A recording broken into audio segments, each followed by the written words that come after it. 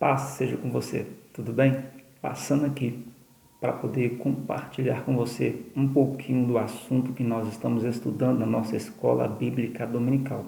Nós estamos estudando esta revista que tem por título Questões da Atualidade, Orientações e Instruções para a Igreja em Tempos de Crise. E no domingo passado nós começamos a lição de número 3 e o título é A Economia e o Manejo de Recursos em Tempos de Escassez. A gente aprendeu que economia é a arte de administrar os recursos, equilibrando-os com as necessidades existentes. E quando a gente fala de economia, logo nós estamos falando também de dinheiro, e quando a gente fala em dinheiro, nós estamos falando de algo que tem o poder de exercer poder sobre o homem. E vale a pena lembrar a frase antiga que diz que dinheiro não é tudo. Olha só, você pode ter muito dinheiro, e se você tiver muito dinheiro, com certeza você é uma pessoa rica, milionária, mas isso não quer dizer que você é uma pessoa próspera. Por quê? Porque riqueza é uma coisa, prosperidade é outra coisa. E o que é prosperidade? Prosperidade, nós aprendemos na lição de semana passada, que é você ser suprido em todas as esferas da sua vida. É você ser suprido em todas as áreas da sua vida.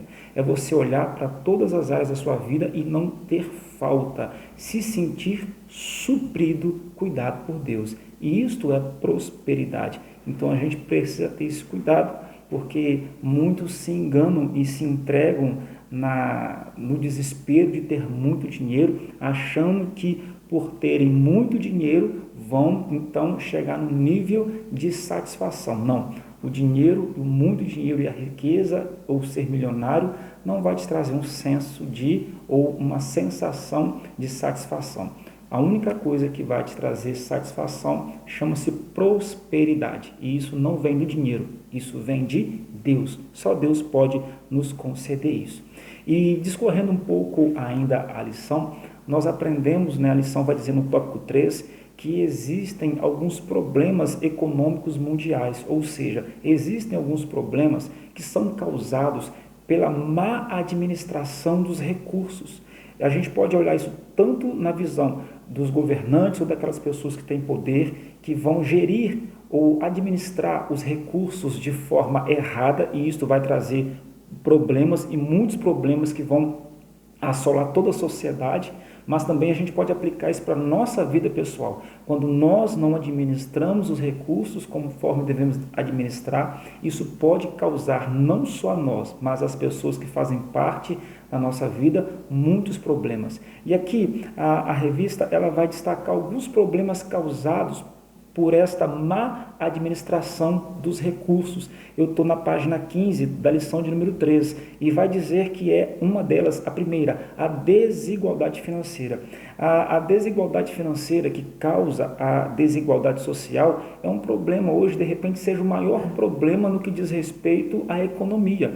A lição traz um dado muito interessante, que 2%, aliás, que todos os recursos financeiros do mundo, da Terra, eles estão acumulados ou centralizados, concentrados nas mãos de 2% da população. Isso é uma discrepância muito grande, e essa desigualdade social, ela vem, ela é acarretada, é um problema causado pela má administração dos recursos. Má administração aqui, tanto pela questão daqueles que têm muito e que de repente poderiam administrar de uma forma que outros pudessem ser alcançados, ou até mesmo de um simples cidadão, quando chega um recurso na mão dele e ele não se preocupa na forma de administrar aquele recurso e logo se perde aquilo que tinha, e ele entra naquela estatística de repente, pobreza, de ser alguém menos favorecido, não por culpa dos outros, mas porque ele não administrou bem o recurso que tinha. O segundo ponto, o segundo mal causado pela má administração dos recursos é a corrupção. E aqui a corrupção a gente destaca dois tipos, que é a corrupção ativa e a corrupção passiva. Um político, por exemplo, quando ele monta uma quadrilha de desvio de dinheiro público, ele está envolvido na corrupção ativa. Mas você, eu, quando nós, por exemplo, consumimos produtos pirateados, nós fazemos parte daqueles que promovem e praticam a corrupção passiva. Então, a gente precisa ter muito cuidado ao analisar isso, porque muitas vezes a gente aponta o dedo para aqueles que estão nos altos cargos, enquanto nós aqui no nosso dia a dia, no nosso comum diário, nós também praticamos e cometemos o ato da corrupção nas coisas simples do dia a dia. A terceira observação que a revista faz a respeito dos problemas causados pela falta de uma boa administração dos recursos é com respeito às necessidades humanas não sendo supridas, porque ele destaca que os recursos eles precisam ser administrados considerando, em primeiro lugar, as prioridades, as necessidades prioritárias de cada ser humano. E muitas vezes isto não é observado, coisas são colocadas como muito mais preciosas do que o ser humano e em decorrência disso a gente vê um desequilíbrio, um desajuste muito grande na sociedade. Agora, uma parte muito legal dessa lição é quando ela vem trazendo para a gente qual que é a visão da Bíblia em relação à economia.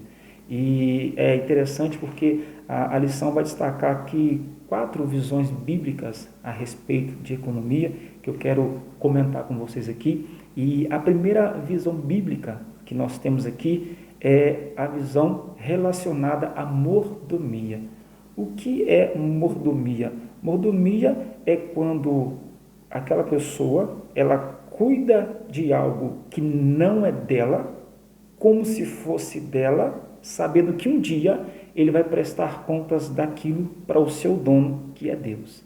Então, todos nós, diante da Bíblia, somos considerados como mordomos. Tudo aquilo que nós temos, tudo, o nosso corpo, a nossa saúde, os bens materiais, a saúde, a vida, tudo o que nós temos não é nosso, é de Deus. Deus nos deu para que nós pudéssemos cuidar. E um dia nós vamos prestar contas a Ele. Então, todos os recursos que chegam em nossas mãos não nos pertencem. Tem um dono. Quem é esse dono? É Deus. Essa é a primeira visão bíblica que nós, como cristãos, precisamos ter quando vamos falar sobre a administração de recursos. Tudo aquilo que nós temos não é nosso. Tem um dono. E esse dono é Deus. E quando Ele me entrega, eu devo cuidar com muito zelo, entendendo que um dia eu terei que prestar contas a Ele. Beleza?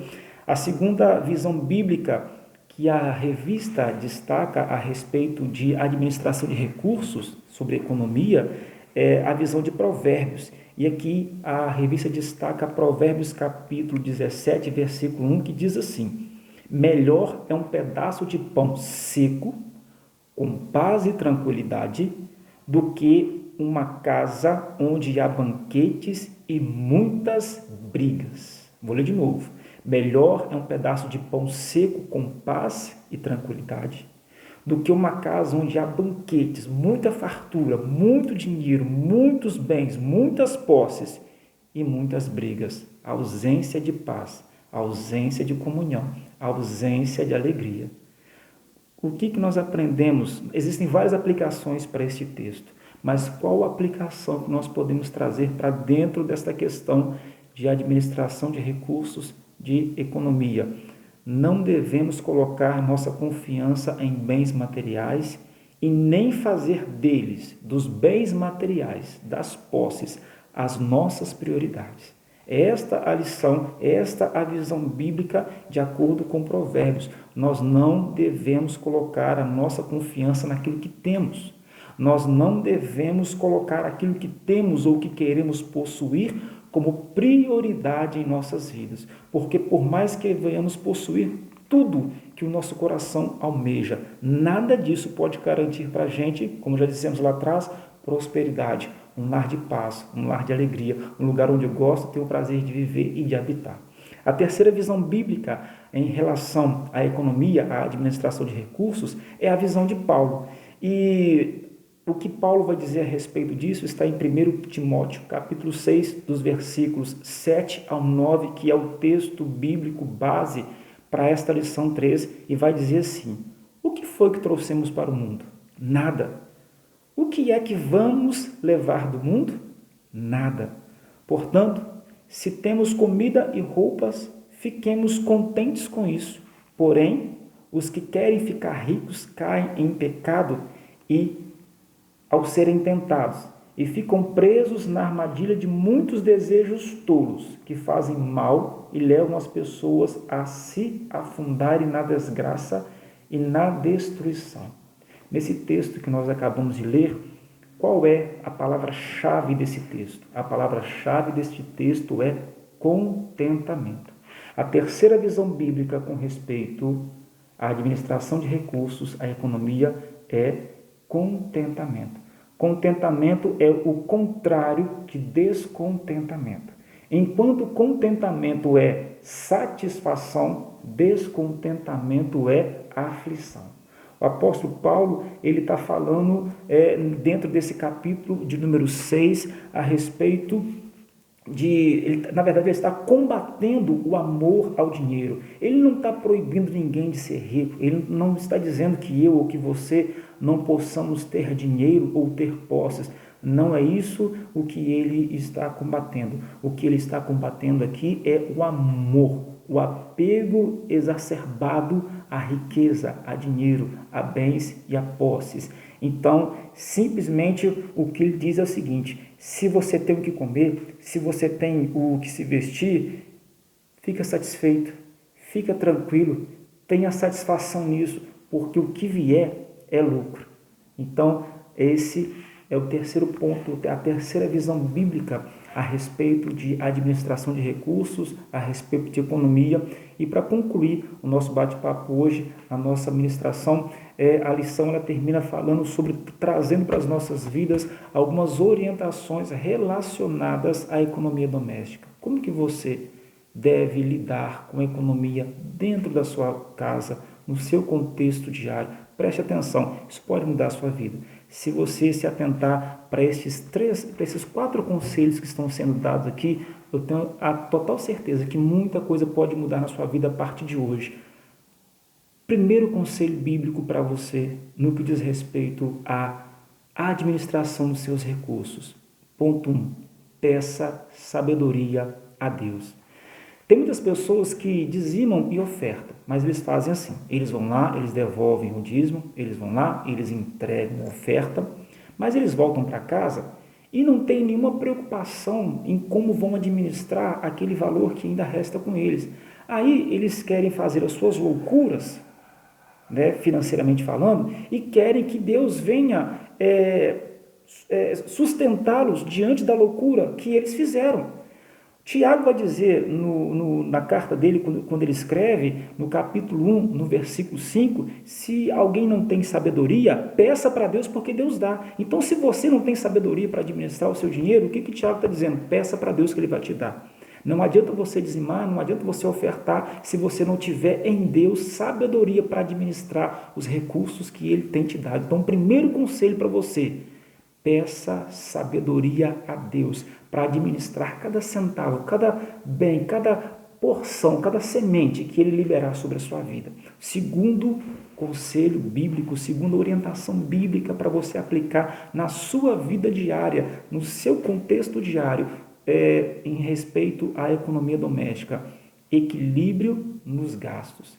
Olha que interessante que a lição fala. A lição diz aqui que o importante, que o problema, na verdade, não está no quanto nós ganhamos. O problema mora no quanto nós gastamos. Ou seja, o que faz a diferença não é quanto você ganha. O que faz a diferença é quanto você gasta. E é interessante aqui que ele vai nos trazer uma palavra muito importante aqui sobre controle de gastos. É importante haver esse controle de gastos. O que é o controle? Quando você tem um controle, significa que você não está sendo conduzido por algo, não, significa que aquele algo está sendo conduzido por você. E esse deve ser o nosso posicionamento no que diz respeito ao dinheiro. Não é ele nos levando, não é ele nos conduzindo. Não é ele no controle, somos nós no controle. Somos nós tendo consciência e ciência do que temos e dos compromissos que temos para cumprir e dessa forma então equilibrar os gastos. E a lição vai falar sobre o equilíbrio nos gastos. E isso é muito importante, uma coisa simples, uma coisa básica, mas se nós aplicarmos na nossa vida, com certeza nós vamos ter um ganho muito grande. A lição diz: quando gastamos tudo que ganhamos, o sinal é de advertência. Quando gastamos além do que ganhamos, o sinal é de estresse total. Terceiro conselho bíblico, terceira orientação bíblica para a economia doméstica é planejamento e priorização de gastos. O planejamento deve acontecer antes do gasto. Quando nós nos planejamos e quando nós estipulamos quais são as nossas prioridades, algumas coisas muito importantes vão acontecer, e a lição destaca isso.